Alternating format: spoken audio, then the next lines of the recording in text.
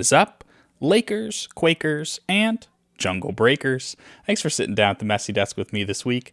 Today, I want to talk to you about a really strange, hyper prep intensive technique that was brought to my attention by a student of mine. So it has a weird name. It's like 64 breaks of death or something. I'll link to the Electron forum down there. This is not my technique or my idea. It's actually pretty old, like 7 or 8 years old.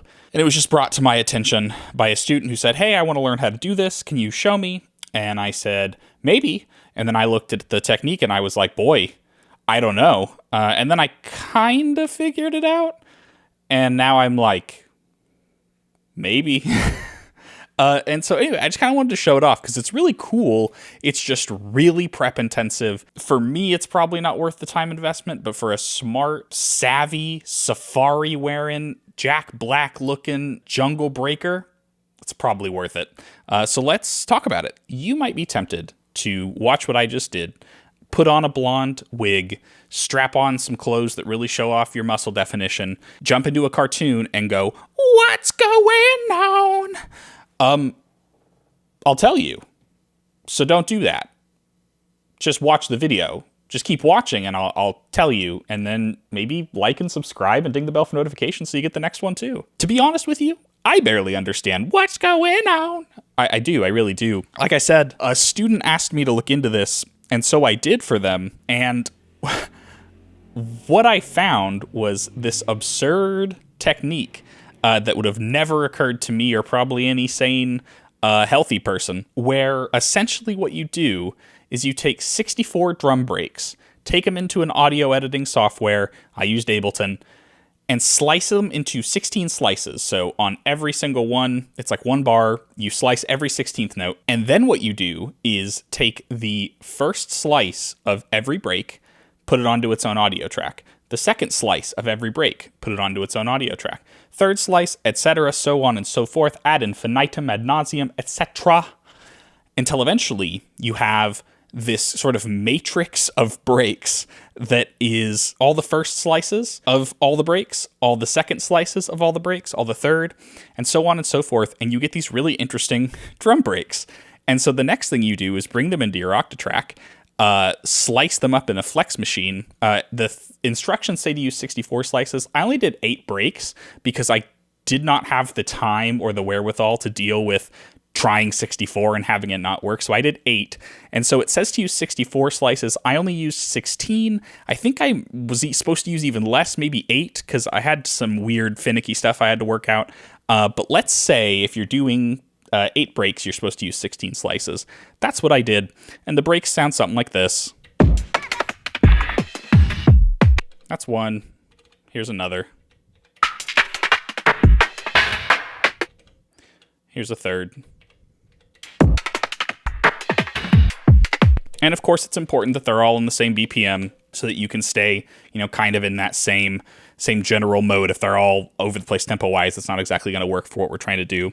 And then the next thing that you do is make a sequence. Like I said, I think if I did 8 slices, I could have done this in all 16th notes, but because I did 16, I had to spread it out over 2 pages. Someone probably knows about this technique and can school me down in the comments and make fun of me. But that's what I did, and I finally got it to work, so I'm going to stick with it. Is you sample lock each break sequentially here. So on step 5, or in this case, on the 5th trigger, you're going to have break 5. On the 6th trigger, you're going to have break 6, so on and so forth, while also locking slices here. So 2, 3, 4, 5, 6, etc.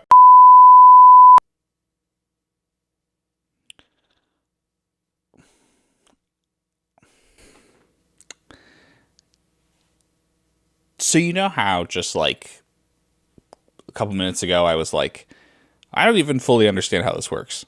Well, I was right. I didn't understand how it worked. In fact, the whole video is me doing it wrong. At least not super confidently, but wrong. And I almost just said, fuck it, I'll upload it with a title like, "This trick is cool, even if I'm doing it wrong." But alas, I figured I should probably try to figure it out. I was standing there getting my kids ready for bed, and all of a sudden it dawned on me, oh, I understand now. and I've done it all wrong. So let me walk you through the way this thing is supposed to actually work, okay?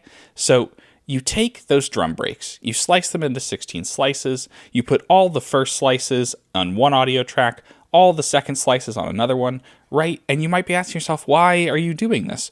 Well, the way that it works is that when you sequence them on the Octatrack, when you sample lock per step, you need to not sequence the slices. You need to have them all be on slice 1 so that essentially think of the break as playing vertically instead of horizontally. And so then when you move the crossfader back and forth, you're literally just switching what break you're playing. And it's really cool. So I'll show you. It sounds like this. Right, so this is the normal break. Now if I move it a little bit, there's another one. Another one.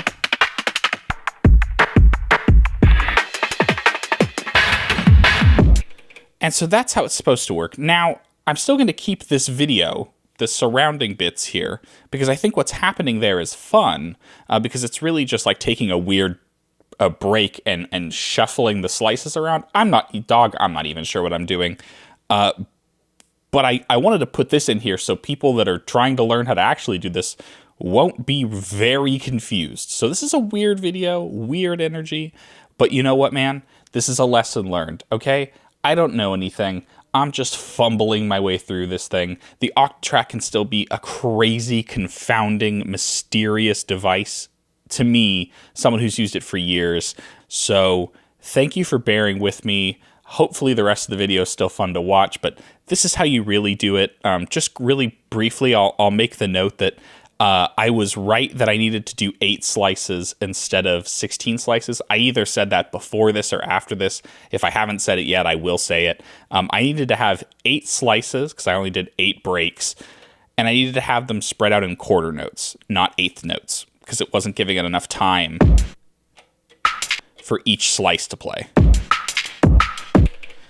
And so now I got it, and we got it, and we're good, and that's great. And now we can get back to the video where I'm doing something else. So thanks for sticking with me, and I love you, and it's 11:45 and I'm going to bed now. Good night. And what ends up happening is it plays through your first break as expected. And so what it'll sound like is something like this.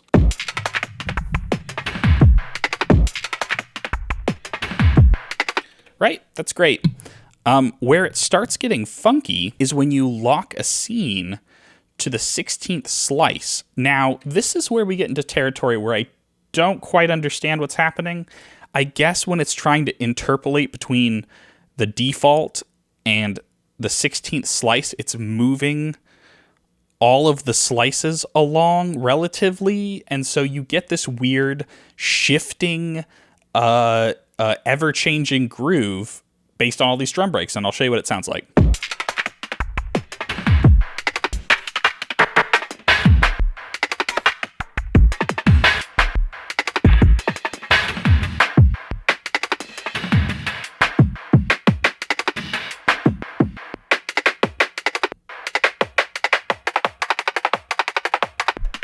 And now it was getting filtered out there because I have that assigned to a scene. It doesn't filter out just by virtue of whatever it's doing. And so it's really fun and it's really cool. And I don't really know. I don't know if it's worth it for me, personally speaking, to do all that setup for what amounts to just some kind of weirdly generative drum stuff. But if you're into jungle music, I think this could be really fun and a really interesting way to get all kinds of grooves. I mean, the thing that really kind of sold me on it is when I anchored it with a hi-hat and a snare.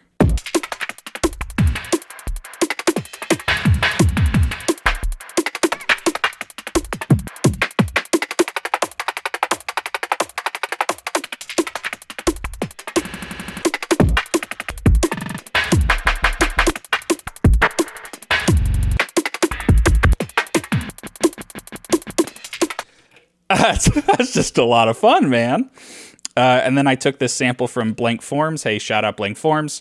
Go download his new Taipei sample pack. It's amazing, like all his sample packs are. Sometimes I can't get stuff in tune right because tape be doing that sort of thing, but that's just the game you play when you start getting all warbly with it, isn't it?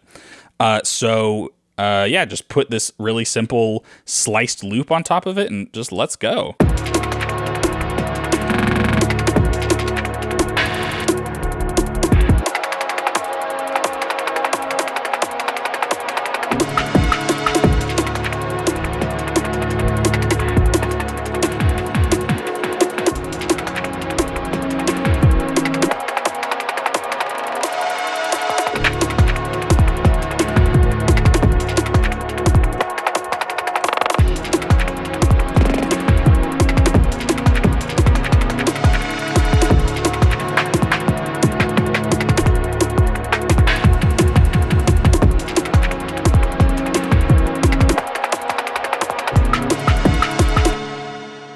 Yeah, I love that. I don't know. I'm kind of talking shit about this, but that was a lot of fun.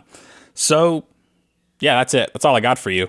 I can barely understand it. This is not a tutorial at all. This is a, hey, this exists, and you are smart enough to figure it out. I trust you because I'm dumb a lot.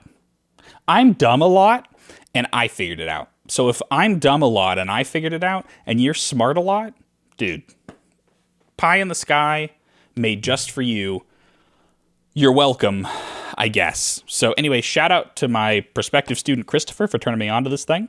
Really, really cool. A lot of implications there. I picked a lot of breaks that were kind of filtered and weird. I'd be interested to pick some more like dry, kind of crunchy breaks and see how that does it. I don't think I will, though, because it takes a lot of work and I'm a very lazy boy. Don't want to put that work in. So yeah, last thing before I go, I'll probably put a link in the description about this, I guess, or maybe pin it to the comments so people actually see it, because I don't know if you've watched this far. I think I want to follow along the artistic stylings of Red Hot Chili Peppers and give it away now. I have some extra tapes from my new EP, as well as a couple really, really choice Mystery Circles tapes that I've just acquired due to supporting friends and being just generally based as fuck and a great friend, and they're lucky to know me. And so I don't have any use for them because I don't have a tape player because it's not 1992 in my house. And so I want to give them away to somebody. So I don't know really what the best way to do it is. I think it could be fun to do it like a little contest, like, hey, submit, your best Octatrack beat or something. And if we'll judge it in my Discord. I don't know. I want to do a giveaway. So you tell me how to do it because I'm too dumb a lot to know how to do it. Yeah. I think that's going to do it for me. Go join my Discord.